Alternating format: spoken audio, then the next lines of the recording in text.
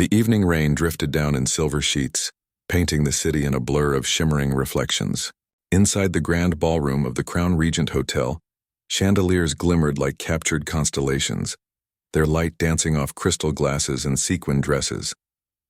Isabella Reed stood near the far end of the hall, her fingers nervously clutching the edges of the champagne flute she had barely touched all night.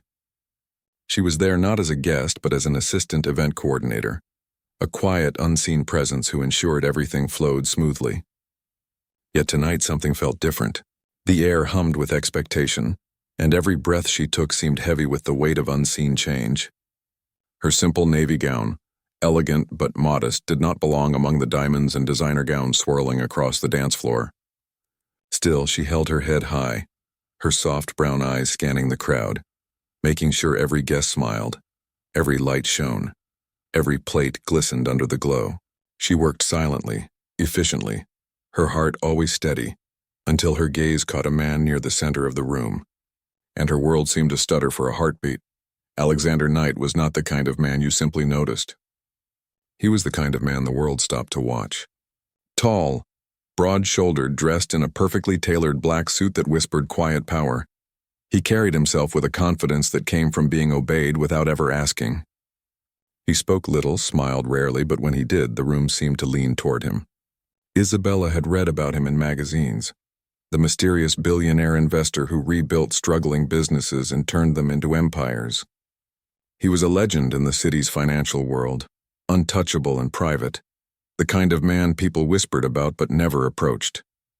And yet, as she watched him that night, she noticed something no headline had ever captured, a quiet loneliness in his gaze, a kind of weariness behind the sharp precision of his every move.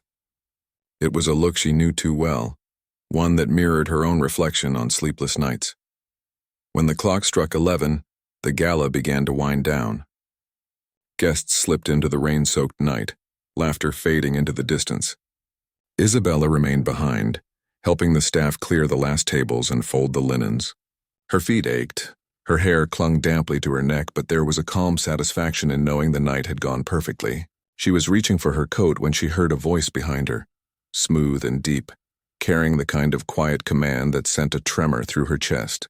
"You're the one who made this happen, aren't you?" She turned and froze. Alexander Knight stood a few steps away, his black tie loosened, his sharp features softened by fatigue. The sight of him up close stole her breath. I just helped with the planning," she managed, flustered.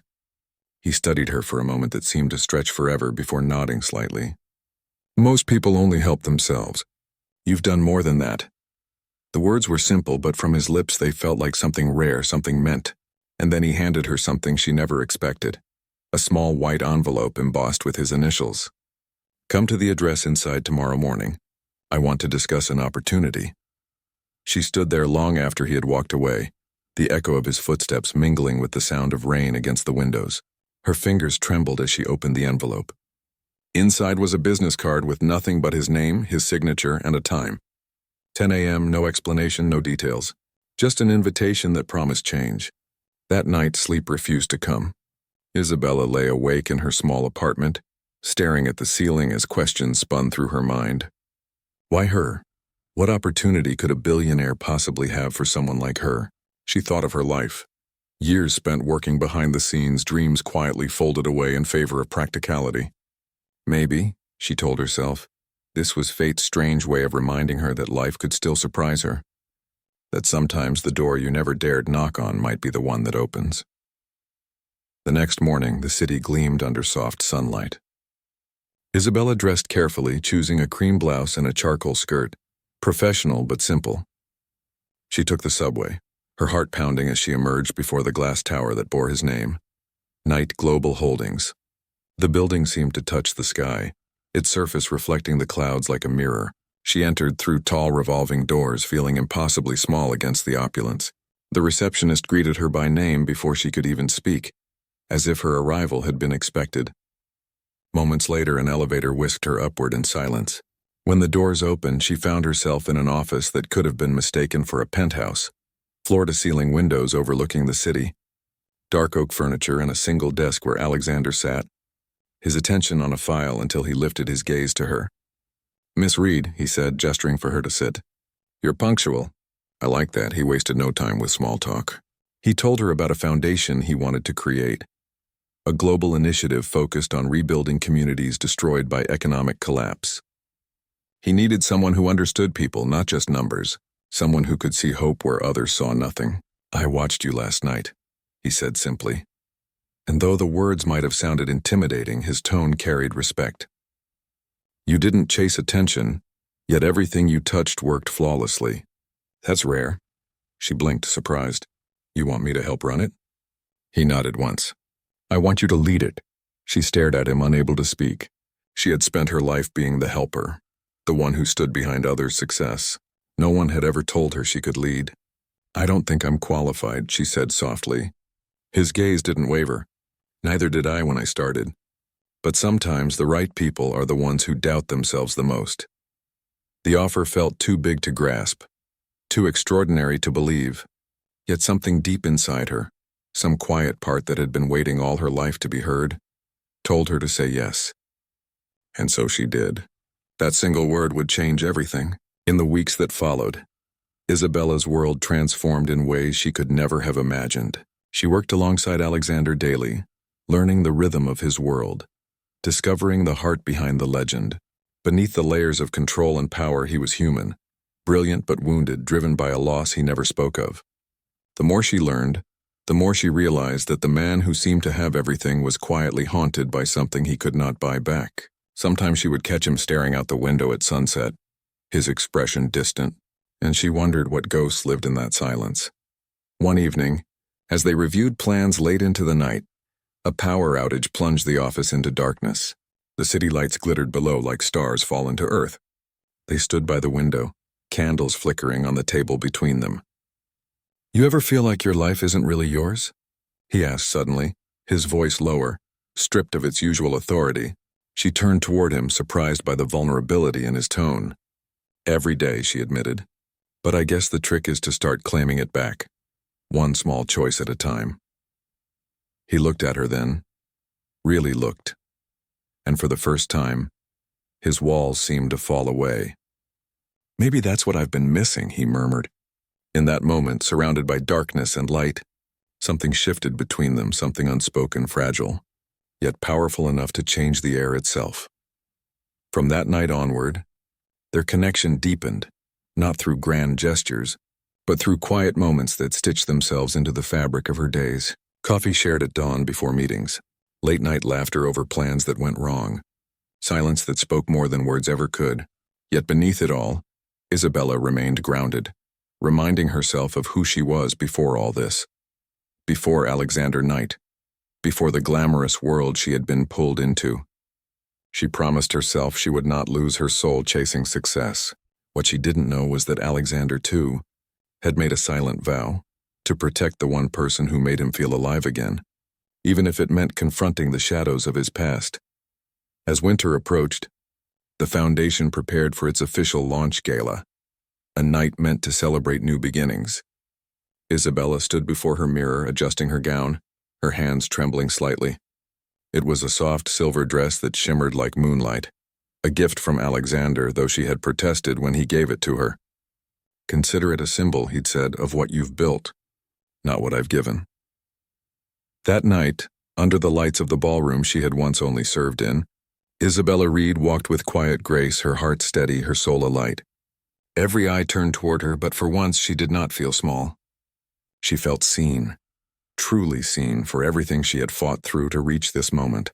And somewhere across the room, Alexander watched her, pride and something deeper flickering in his gaze.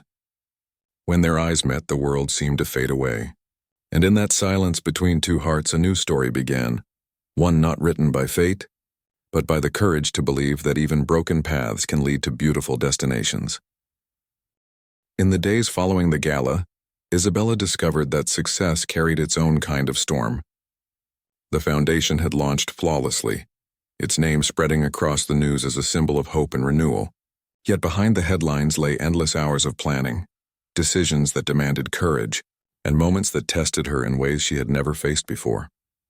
She would arrive at the glass tower before dawn, her reflection in the elevator mirrors a reminder of how far she had come and how far she still had to go. The girl who once blended into the background now found herself sitting across from global directors and city officials, negotiating partnerships that would rebuild communities. But even as her voice grew steadier and her presence stronger, she carried a quiet fear, the fear that one misstep could shatter everything she was building. Alexander Knight rarely praised, but when he did, it came in the form of subtle nods, unreadable glances, or a quiet good work. Miss Reed. Those small acknowledgments became her anchors, proof that she was not just surviving in his world, she was earning her place within it. Yet as the weeks stretched into months, she began to sense the invisible boundaries between them shifting. Alexander was no longer just her mentor or employer. He had become a constant rhythm in her life. They worked side by side, argued passionately over strategies, and sometimes sat in long silences that felt heavier than words. There were moments when she would glance up from her desk and catch him studying her with a look that seemed to carry questions he never dared to ask. The city might have seen him as a figure of power, but in those unguarded seconds, Isabella saw something else, a man burdened by ghosts he never mentioned. One night, as they finalized the logistics for a rebuilding project in a storm-struck village, she noticed him staring out at the city lights, his expression distant. "Do you ever stop?" she asked softly. He didn't turn. "Stopping isn't an option when you've built everything from nothing," he said quietly. She hesitated, then replied, "But if you never stop, how do you know what you've really built it for?" The question hung between them like fragile glass. He said nothing, but later, as she gathered her papers to leave, she found a single white rose on her desk, its petals glistening under the soft office light. There was no note, but none was needed. It was his way of answering. Isabella's life changed again when the foundation received a request from a small coastal town still recovering from a devastating flood. The team insisted it was too minor to prioritize, but Isabella felt differently. "If we ignore the small ones, what's the point of calling it a foundation for hope?" she argued in a meeting. Her words carried conviction, but they also carried risk. It meant defying senior executives who had been with Alexander for years. The boardroom fell silent, tension thick as glass. Then Alexander's voice cut through it, calm but final. "She's right," he said. "We'll start there." The decision made headlines the next day, but for Isabella, the true impact came weeks later, when she stood on muddy ground in that forgotten town, surrounded by people whose eyes filled with gratitude at the sight of clean water flowing again. She called Alexander from the field, her voice trembling. "They're cheering, Alex, not for money, not for fame, for life." There was a pause on the other end. Then his reply came low and almost tender. "Then you've given them more than I ever could." In that instant she realized that beneath his armor of control lay a man who had spent years trying to rebuild others because he didn't know how to rebuild himself. But even as their bond deepened, so did the scrutiny. Rumors began swirling through corporate circles, whispers of favoritism, of personal connection disguised as professionalism. Isabella tried to ignore them, focusing on her work, but gossip has a way of finding its mark. One morning she entered the office to find her team whispering, conversations falling silent as she passed. The sting of doubt cut deep. That evening, unable to concentrate, she confronted Alexander in his office. "People are talking," she said, her voice trembling with frustration. "They think I'm here because of you, not because of what I've earned." He looked up from his desk, eyes shadowed with something like guilt. "Let them talk," he said quietly. "You don't owe anyone proof of your worth." But she shook her head, tears of anger burning behind her eyes. "You don't understand, Alexander. I've spent my whole life trying to be seen for what I can do, not for who I stand beside." He stood then, his height imposing, his presence filling the room, yet his voice softened. "You think I don't understand? Every deal I've made, every empire I've built, someone has whispered that it was luck or inheritance or manipulation. The world will always rewrite your story, but it's your choice whether you let them finish it." She stared at him, his words cutting through the noise in her mind. "Then maybe it's time I write my own chapter," she whispered, and walked out before he could stop her. For the first time since she met him, Isabella took a step away. She spent the next few weeks traveling between projects, immersing herself in the fieldwork that had inspired her in the first place. She visited villages, shelters, schools, places where people fought quietly for a better life. Each story she heard reminded her why she had started, to rebuild lives, not reputations. Somewhere along the way, she found herself again. But distance has a strange way of revealing what absence truly means. One night, while reviewing reports in a quiet hotel room, she received an unexpected message from Alexander's assistant, a private request asking her to return to the city immediately. She hesitated, her heart conflicted, but something inside told her this was not about business. When she entered the familiar office the next morning, she found Alexander standing by the window, his suit immaculate but his expression unguarded. "You disappeared," he said quietly.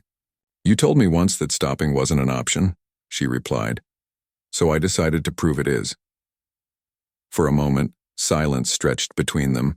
Then he exhaled, almost a laugh. "You've changed. Maybe I've just remembered who I was," she said softly. He turned toward her then, eyes holding a rare warmth. "And who is that?" She met his gaze without fear. "Someone who doesn't need saving." He smiled faintly. "Good," he said, stepping closer. "Because I never wanted to save you, Isabella. I just wanted to see you realize you could fly." His words caught her off guard, disarming her in a way nothing else could. For the first time she saw the truth, not of a billionaire rescuing a dreamer, but of two souls teaching each other how to live again. That night, after everyone had left, they walked together through the empty lobby, their reflections mingling in the glass doors. Outside, the city shimmered with rain once more, echoing the night they first met. Isabella paused, feeling the weight of memory. "It started in the rain," she murmured. "And here we are again." Alexander looked up at the sky and smiled faintly. "Maybe the rain's not an ending. It's a reminder that even the storm can be beautiful if you learn to stand in it." They stood there for a long time, no words needed. In the quiet rhythm of falling rain, Isabella realized something profound. Her life hadn't changed because she met a billionaire. It had changed because she finally believed she deserved more than survival. She had found courage, purpose, and self-worth. And though Alexander had been part of that journey, the transformation had always belonged to her. As she stepped out into the night, the city lights gleaming on wet streets, her dress clinging softly to her skin, she no longer feared the unknown. She was no longer the girl who blended into the background. She was Isabella Reed, bold, capable, unstoppable. And the world would remember her not for whom she stood beside, but for the light she had kindled in the darkest rain. The months that followed were both the brightest and the most testing of Isabella Reed's life. The foundation had expanded beyond expectations, new partnerships, new projects, and the media now called her the woman who built hope out of ashes. Reporters followed her, invitations poured in, and every photograph captured her standing confidently in elegant dresses that shimmered under spotlights, her smile poised and radiant. Yet behind that smile a storm was brewing, one she had refused to acknowledge for too long. The more her name rose in the public eye, the more people began to forget that she was once just an ordinary woman trying to survive. They saw only the polished image, the symbol of success, but Isabella could feel herself stretching thin beneath the weight of it all. The nights grew longer, her phone never stopped ringing, and her once peaceful mornings had become filled with press briefings and deadlines. She missed the simplicity of those first days when it was only about helping people, not managing reputations. And somewhere in that chaos, her connection with Alexander began to fade. Not out of anger, but out of distance, the kind that creeps quietly between two people until silence feels safer than truth. Alexander had changed too. The man who once found solace in her laughter had grown colder again, his time consumed by corporate wars and investor negotiations. He would often cancel meetings at the last minute, and when they did cross paths, the warmth that once lingered between them had turned into polite professionalism. It was as if both had built invisible walls, his made of control, hers made of fear. One evening, after yet another event filled with flashing cameras and artificial smiles, Isabella returned home and found herself standing before the mirror, staring at her reflection. The silver gown she wore caught the soft light, glinting like the surface of a calm ocean, but her eyes looked tired, hollow even. She touched the fabric, remembering that first gala months ago when everything had begun, the night she had stepped into a world that promised change. And as she stared at herself, A single truth echoed in her chest. Somewhere along the way, she had started living a story written for her by others. The thought both terrified and freed her. That night, she made a decision that would alter everything. She would take a step back, not out of defeat, but to find her purpose again.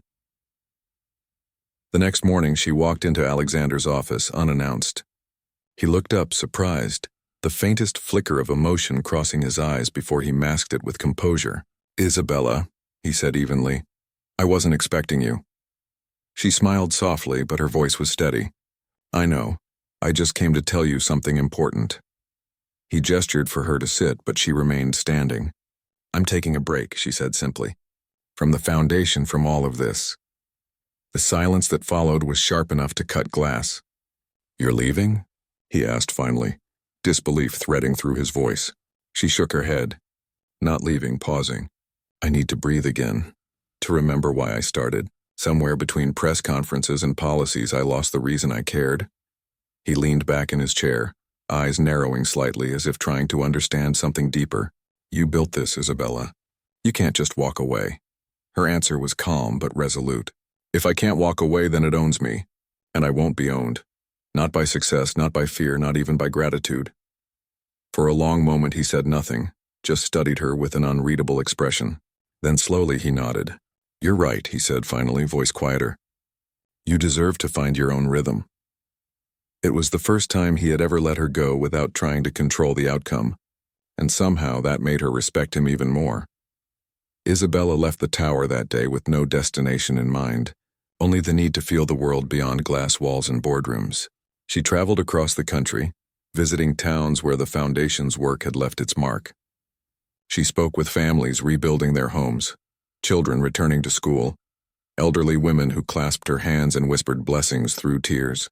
Each encounter reminded her of what truly mattered, the quiet resilience of people who refused to give up. She volunteered in small clinics, helped paint schools, and slept in modest guest houses instead of luxury hotels. Slowly, piece by piece, she rebuilt herself. The constant noise in her head began to fade, replaced by the sound of laughter, wind, and gratitude. She no longer needed the validation of headlines or applause. The smiles of those she helped were enough. Yet even in this piece, one thought lingered like an unfinished melody. Alexander Knight. She wondered if he thought of her, if he regretted letting her go, or if he had simply returned to his empire and moved on. But no matter how far she traveled, the echo of his voice, steady, calm, quietly protective, seemed to follow her like a ghost she could not quite forget. One evening, months later, Isabella found herself in a small mountain village that had suffered from a landslide. The reconstruction had been slow, but the people were determined. She spent the day helping children paint new murals on the walls of a rebuilt school, her laughter ringing through the crisp air. As the sun dipped behind the peaks, she stood at the edge of the village watching the golden light fade into twilight. That was when she heard the low hum of an approaching helicopter. The villagers looked up in surprise as it descended nearby, the dust swirling. Isabella shielded her eyes, confusion turning into disbelief when she saw who stepped out. Alexander Knight, dressed not in his usual tailored suit but in a simple dark jacket, his expression unreadable yet unmistakably relieved. For a long moment they simply stared at each other, the roar of the blades filling the space between them. When the noise died down, she spoke first, her tone half teasing, half trembling. "I thought billionaires didn't chase after people who walked away." His lips curved into a faint smile. "Only when they realize walking away doesn't mean goodbye." They stood facing each other as the mountain breeze played with their hair. For once there were no walls, no boardrooms, no cameras, just two people who had been through their own storms and somehow found each other again in the calm that followed. Alexander spoke first, his voice quieter than she had ever heard it. "I came because I needed to see for myself if you found what you were looking for." She looked at him, eyes soft but steady. "I found myself," she said. "And you?" He hesitated before answering. "I found out that everything I built meant nothing if I couldn't share it with someone who saw beyond it." The honesty in his words broke through the last of her defenses. She took a slow step closer, her gaze searching his. "You once told me I could fly," she whispered. "You did," he said, a faint smile touching his lips.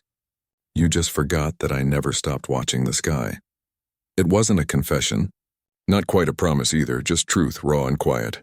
shared between two hearts that had finally learned what strength truly meant. That night, under a blanket of stars, they walked through the village together. The locals had invited them to a simple dinner, a meal cooked over open flames, laughter echoing in the cool air.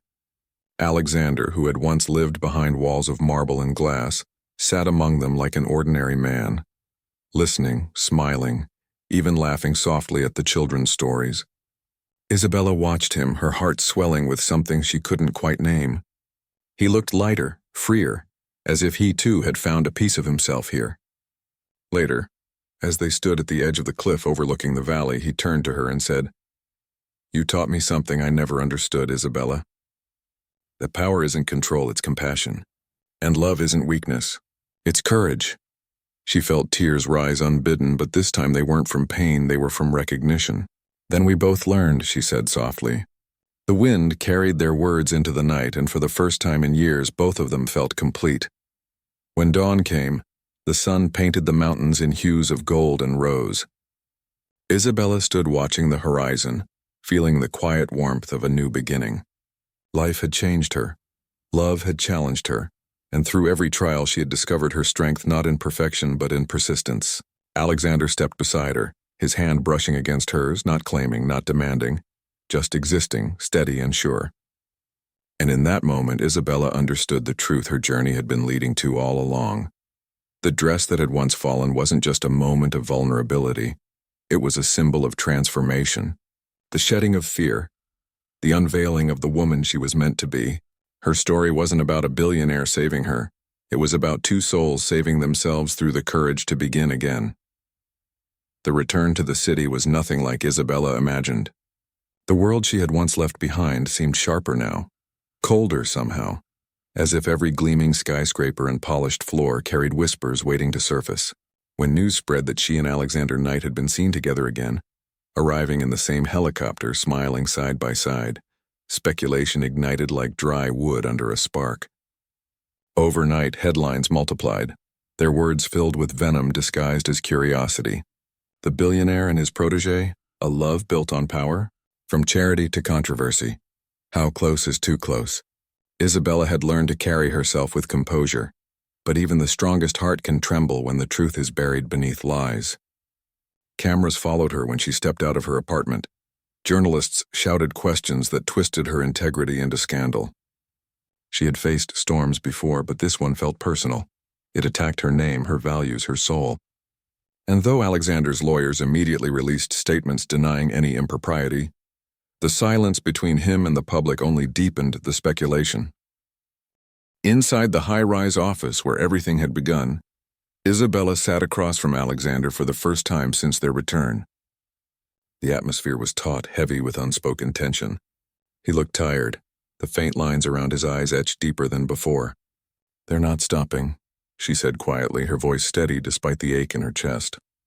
"Every outlet is twisting it further. They're saying I used the foundation for personal gain." Alexander's jaw tightened, his eyes flickering with restrained fury. "You don't have to defend yourself. I'll handle it." She met his gaze, unwavering. "That's not the point. If you fight this like a corporate battle, they'll only believe you're protecting your investment. I need to speak for myself. I built this foundation with honesty. I won't let them destroy that." For a long moment he didn't answer. Then, with a sigh that carried both admiration and frustration, he said, "You've become fearless, Isabella." She shook her head softly. "No, Alexander. I just finally know what's worth being afraid for." The following week, she stood before a crowd of reporters at a press conference broadcast nationwide. The bright lights were blinding, the air electric with skepticism, yet she stood tall, her posture calm and assured. "The truth," she began, her voice clear as water, "is that this foundation was never about fame, money, or power. It was about people, about rebuilding lives and giving others what I once didn't have: hope. Yes, I've worked closely with Alexander Knight. He believed in this mission before anyone else did. But this organization belongs not to either of us. It belongs to every person who's ever fought to rise again." The room buzzed with questions, cameras flashed, but her words landed like quiet thunder. It wasn't rehearsed or strategic. It was raw honesty, and that was what made it unbreakable. Later, when the speech aired, The public reaction was almost instant. Letters of support poured in, donors reaffirmed their faith, and the narrative began to shift. The world saw not a scandal, but a woman who refused to let lies define her. Alexander watched her from his office, the broadcast replaying on a silent screen. He had seen hundreds of people speak before, executives, politicians, visionaries, but none with the kind of truth that Isabella carried in her voice. She didn't just speak to defend herself. She spoke to reclaim her dignity, and in doing so, she reminded him why he had fallen in love with her strength in the first place. When she entered his office later that night, there was no need for words. He simply stood, walked to her, and for a moment neither moved. The tension that had existed between them since their reunion melted, replaced by something purer, understanding. "You didn't need me to protect you," he said quietly. "You just needed me to believe in you." She smiled faintly, exhaustion softening her features. "You already did, Alexander. You just forgot to believe in yourself, too." But peace, as Isabella had learned, is never permanent. Just when the storm seemed to be clearing, another blow came. Not from the media, but from within the foundation itself. An anonymous whistleblower accused the organization of financial discrepancies, claiming funds had been misused under Isabella's leadership. The allegations, though false, were detailed and convincing enough to trigger an investigation. Overnight, the trust she had fought to rebuild began to crumble again. The irony was cruel. After everything she had done to prove her integrity, now her own people were questioning it. Alexander wanted to step in immediately, to use his influence to shut it down, but Isabella refused. "If I let you fight this for me," she said, her voice low but firm, "then everyone who ever believed in me will think I needed your power to clear my name. I have to face this myself." It was a battle of principles against fear, and though the path ahead was uncertain, she walked it with the same courage that had carried her through every storm before. Days turned into weeks, each one more grueling than the last. Investigators combed through records, the media circled like vultures, and whispers filled every hallway. Isabella showed up every day regardless, her composure unbroken even when she felt the weight of betrayal pressing against her ribs. She worked late into the night, reviewing documents, organizing files, refusing to let doubt consume her. Alexander, though restrained by her request to stay back, was never far away. He would send silent gestures, fresh flowers on her desk, a simple note reading, "Keep your head high." It wasn't romance that sustained her through those long days. It was faith. Faith that truth, though slower than rumor, always finds its way to light, and it did. After weeks of scrutiny, the truth surfaced. An internal employee had manipulated data in an attempt to sell confidential information to rival organizations. The evidence cleared Isabella of all wrongdoing, and when the news broke, the public rallied behind her once more. The foundation not only survived, it emerged stronger, more transparent, more trusted than ever. Yet victory didn't bring celebration. It brought reflection. Isabella realized how fragile reputations were, how easily good work could be tainted by envy and misunderstanding. And through it all, she saw Alexander's silent patience, his willingness to stand behind her rather than in front. For the first time, she saw not the billionaire everyone feared or admired, but the man who had quietly evolved beside her. That evening, as the sun set over the skyline, Isabella and Alexander stood on the balcony of his penthouse, the city lights glowing like a sea of stars below. The air was cool, carrying the faint hum of distant traffic. "You once told me the world will always rewrite your story," she said softly. "I guess they tried." He glanced at her, a rare, quiet smile touching his lips. "And you rewrote it again." She turned to face him fully, her eyes reflecting the golden horizon. "No," she said. "We both did. You taught me how to fight without losing grace, and I taught you how to stop fighting long enough to feel." He reached for her hand, fingers brushing gently against hers. Not a claim, but a connection. "You've changed me, Isabella," he admitted. "Before you, I thought power meant control. Now I know real power is the ability to let go." She smiled, her heart full. "Then maybe," she whispered, "we're both finally free." They stood there as twilight deepened into night, two silhouettes against the vast city they had once conquered separately, now standing side by side not as savior and protege, but as equals. Two souls who had endured storms, faced truth, and emerged unbroken. Isabella leaned against the railing, her gaze distant yet serene. "You know," she said after a long silence, "every time I thought I'd lost everything, it was really just life clearing the path for something better." Alexander looked at her, admiration soft in his eyes. "Then maybe this," he said, gesturing to the city, "to them, is what better finally looks like." She smiled at that, her laughter soft and warm as the wind carried it across the balcony.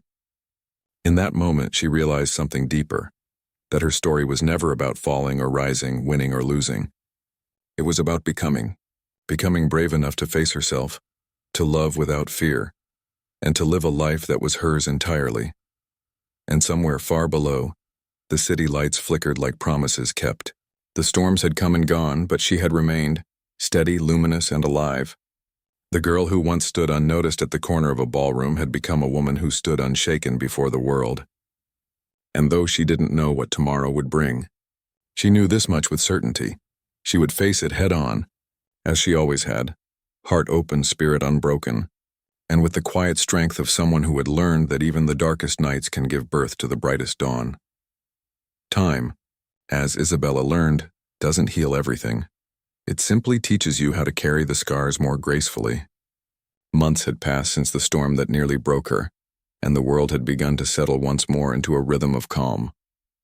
The foundation flourished again, stronger and more transparent than ever, its reach extending across borders and hearts. The media that once tried to destroy her now praised her resilience, labeling her the woman who rebuilt trust. Yet Isabella had grown past the need for titles or applause. What mattered most to her now was the quiet impact, the smiles of children walking into rebuilt schools, the mothers who wrote letters saying thank you, the farmers who whispered blessings under open skies. She worked quietly, almost invisibly, but her influence pulsed through every life touched by her vision. Alexander Knight remained beside her, not as the powerful man the world admired, but as a partner who had finally understood the language of humility. Together they moved through this new chapter with an ease born not of perfection, but of peace. A peace that came from surviving storms and refusing to let bitterness take root. But life, ever the patient teacher, still had one more lesson waiting for them. It began one ordinary afternoon when Alexander called Isabella into his office. His expression was unreadable, but his eyes, those calm, steel-gray eyes that once commanded entire rooms, carried a shadow she had not seen in years. "There's something I need to tell you," he said quietly, gesturing for her to sit.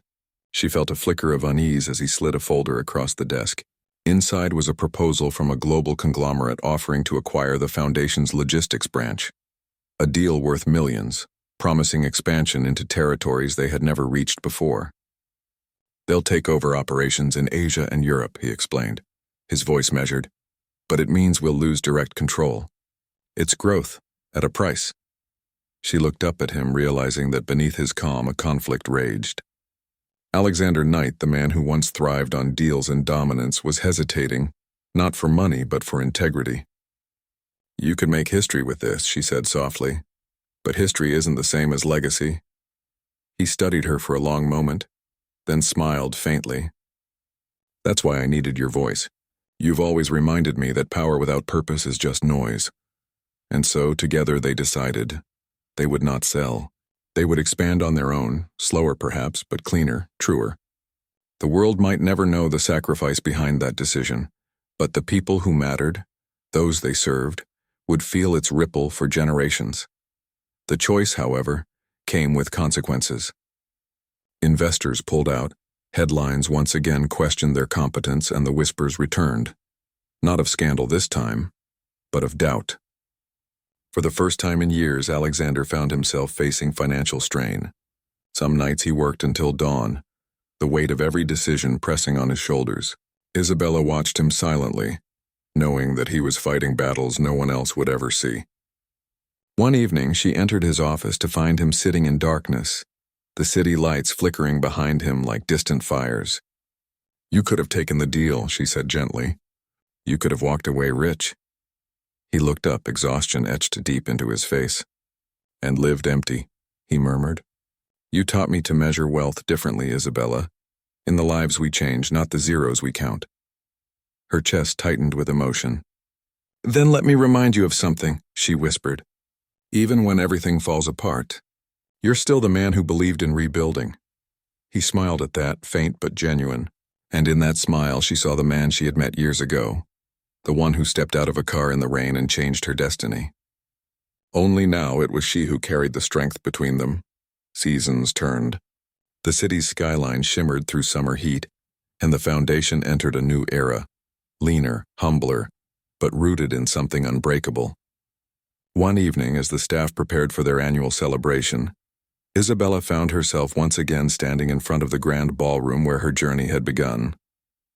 The chandeliers still glowed, the air still smelled faintly of roses and champagne, yet everything felt different. She walked through the crowd, smiling at familiar faces, accepting congratulations she no longer needed. When the speeches ended and the music swelled, Alexander appeared at her side, offering his hand in quiet invitation. She hesitated only for a heartbeat before taking it. As they stepped onto the dance floor, the world around them blurred, just as it had that first night. But now the silence between them held understanding rather than uncertainty. "Do you remember," he asked softly, "the night I almost ran you over?" She laughed, eyes glistening. "How could I forget? You nearly ended my life before it even began." "No," he said, smiling. "I think I started it."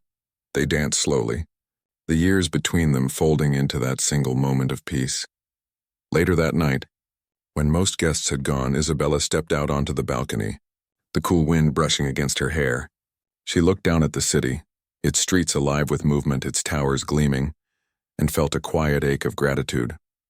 She thought of the girl she once was, tired, uncertain, standing in the rain with dreams too fragile to speak aloud. That girl had walked into a storm and found not destruction, but transformation. Every tear, every loss, every mistake had led her here, to this moment of wholeness. Alexander joined her silently, standing close but not too close, respecting the stillness. "Do you ever think about what would have happened if we hadn't met?" she asked. He smiled faintly. "You would have found your way anyway. Maybe slower, maybe differently. But you were always destined to rise." She turned to him, her heart swelling with a mixture of love and awe. "And you?" He looked out over the city, eyes soft.